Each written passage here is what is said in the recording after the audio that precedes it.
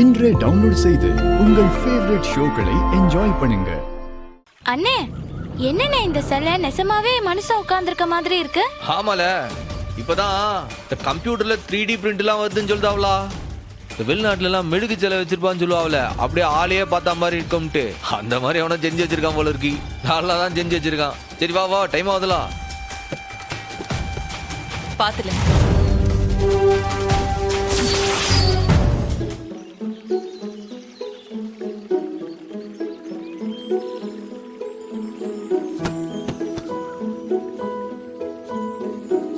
இல்ல உடங்குடி விறகுல எங்கள ஏப்பா அது மினி லாரியில வருதுப்பா, செத்த நேரத்துல வந்துரும்பா.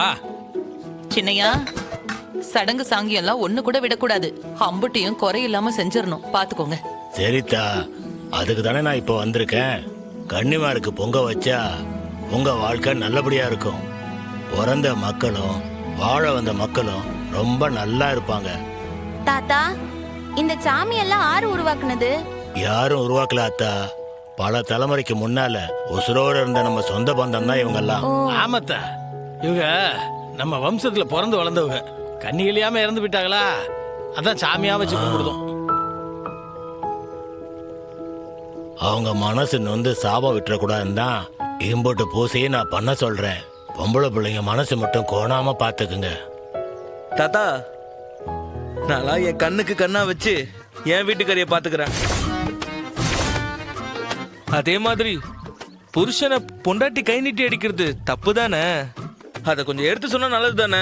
ஐயோ, நீ போய் ஏற்பாடு பண்ணு. புருஷனை பொண்டாட்டி அடிக்கிறதா? அது பெரிய பாவமாச்சே. தாத்தா, முறைப்படி தாலி கட்டினவன அடிக்காம இருக்கலாம். திருட்டு பயல பொறுக்கியா நான் என்ன செய்ய தாத்தா? அதுவும் பொம்பளை கிட்ட வந்து பொறுக்கித்தனத்தை காட்டுறவன நம்ம என்ன செய்யணும்? விளக்கமாத்த கொண்டு உச்சி மண்டையில 4 சாத்து சாத்தணும். அதத்தான் நானும் செஞ்சேன். அம்புட்டுதான்.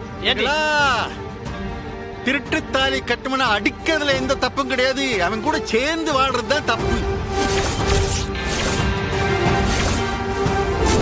என்னோட விஷயத்துல தாலி என் கழுத்துல எப்படி ஏறி இருந்தாலும் இவன் தான் என் புருஷன். என் அப்பாவை விட ரொம்ப பாசமா பாத்துக்கிறான். இவன் கிடைக்க நான் புண்ணியம் செஞ்சிருக்கணும் தாத்தா.